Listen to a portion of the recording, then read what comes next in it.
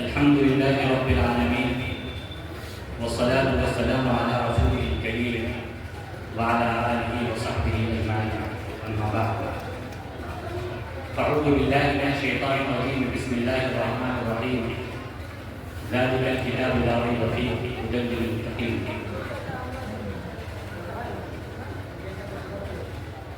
لائق احترام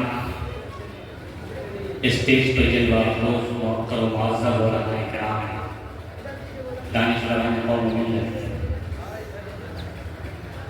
حضرت علماء کی موجودگی میں اپنی گفتگو کا آغاز اس اعتراف و اقرار کے ساتھ کرنا مناسب سمجھتا ہوں کہ اس بزم باکمال میں مجھ کو چھوڑ کر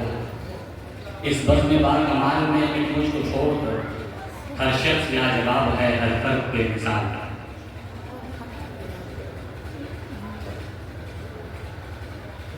ہم سب کے سرپرست اور اس علاقے کے ممتاز شخصیت حضرت قاری شبیر صاحب دامت برکاتہم العالیہ نے اپنی قیمتی نصیحتوں سے ہمیں نوازا ہے۔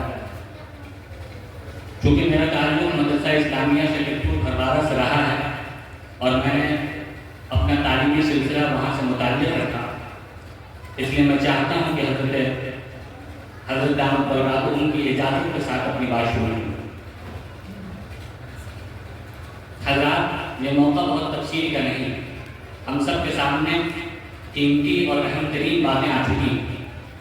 میں چاہتا ہوں کہ بڑے اجمال اور اختصار کے ساتھ چند باتیں ہم سب کے لیے جو فائدہ مند ہے غور کریں۔ میں نے قرآن کریم کی ایک آیت پڑھی جو بہت ابتدا میں اور شروع میں ذالک الکتاب لا ریب فیہ ھدی للمتقین۔ قرآن کریم نے اپنا تعارف جب پیش کیا تو اپنے سلسلے میں یہ اعلان کیا ہے کہ یہ کتاب ہدایت نامہ ہے، یہ دستور حیات ہے، لوگوں کے لیے گائیڈنس بک ہے، اور اس دنیا میں زندگی گزارنے والوں کو اسی کتاب کے مطابق اپنی زندگی گزارنی چاہیے۔ قرآن کریم ایک معجزہ کتاب ہے، جس طرح تمام نبیوں کو معجزہ عطا کیا گیا امت اور قوم کو قائل کرنے کے لیے، اسی طرح سرکار دو عالم علیہ السلام کو قرآن مقدس عطا کیا گیا، اور قرآن مقدس تا قیامت پوری انسانیت کے کامیابی اور کامرانی کا مرکزی نمونہ ہے۔ اس سے انحراف، اس سے الگ ہو کر کوئی انسان کامیابی ڈھونڈ رہا ہے تو وہ بے جگہ اپنی محنت صرف کر۔ قرآن مقدس سے ہم سب کو اپنا رشتہ بہت مضبوط کرنا ہے۔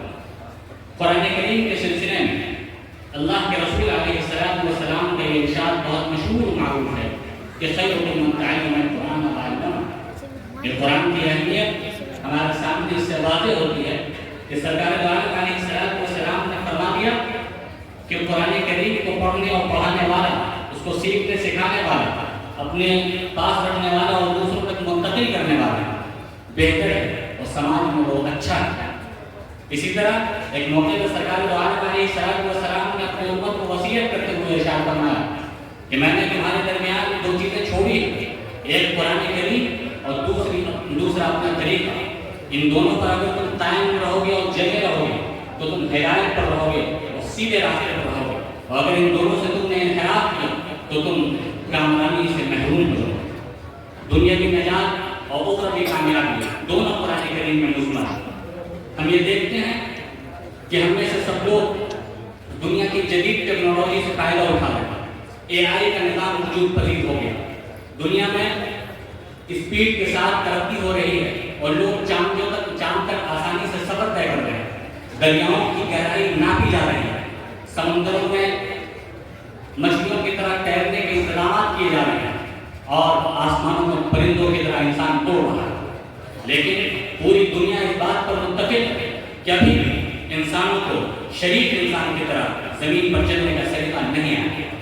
ہماری ذمہ داری ہے کہ ہم شرافت کا نمونہ پیش کریں، اسلامی تہذیب پیش کریں، وہ تہذیب پیش کریں جس تہذیب کے ذریعے دنیا میں امن قائم ہو، سکون و راحت ملے، وہ تہذیب جو دنیا کو کامیابی اور کامرانی کی راہ عطا کرے، اس تہذیب کے ساتھ ہمیں اٹھنا ہوگا اور بہت مضبوطی کے ساتھ یہ سوچ سمجھ کر فیصلہ لینا ہوگا کہ ہم اللہ سے جس قدر دور جائیں گے ناکامی اسی قدر ہمارا گھیرا کرے ہمیں بہت مضبوطی کے ساتھ قرآن کریم پر جمنا ہے.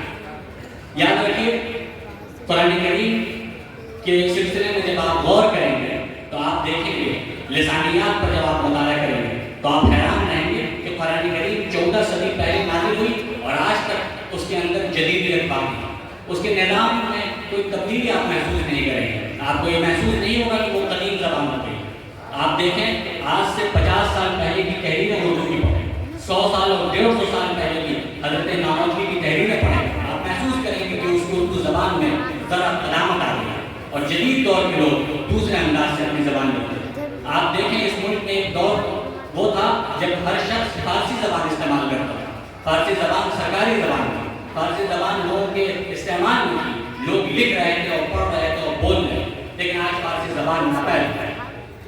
لیکن قرآن کریم جس زبان میں نازل ہوئی آج تک اس کا چیلنج اپنی طرف اپنی جگہ باقی ہے اور اس نے ایک عالمی چیلنج کیا پوری انسانیت کے لیے. ہر صاحب زبان کو چیلنج کر دیا کہ فَأْتُوا بِسُورَةٍ مِّن مِّثْلِهِ, چھوٹی سی ایک سورت اس طرح لا کر دکھا دو تم اگر اپنے آپ کو صاحب زبان سمجھتے ہو. قرآن کریم کی ان ساری چیزوں کو ہمیں اپنے سامنے رکھنا ہوگا, اس کی آفاقیت کو, اس کی عالمیت کو, اس کے بہترین دستور حیات ہونے کو تسلیم کرنا ہوگا. ایسا نہ ہو کہ دنیا میں ہم تمام چیزوں کا مطالعہ کریں لیکن قرآن مقدس جو ہم سب کے لیے گائیڈنس بک ہے اور ہدایت نامہ ہے وہ ہم سے اس کے مطالعے کا ہمیں وقت نہ مل سکے تو بہت محرومی کی بات ہوگی. اس لیے ہم سب عہد کریں کہ قرآن کریم کو پڑھنے, پڑھانے, سیکھنے, سمجھنے کا اہتمام کیا جائے اور عوام و خواص ہر طبقے میں اس کو ایک خاص اہمیت کے ساتھ پڑھنے اور سمجھنے کی ضرورت ہے. میں انہیں چند معلومات و گزارشات پر اپنی بات ختم کرتا ہوں. باقی علماء الحمدللہ رب العالمین.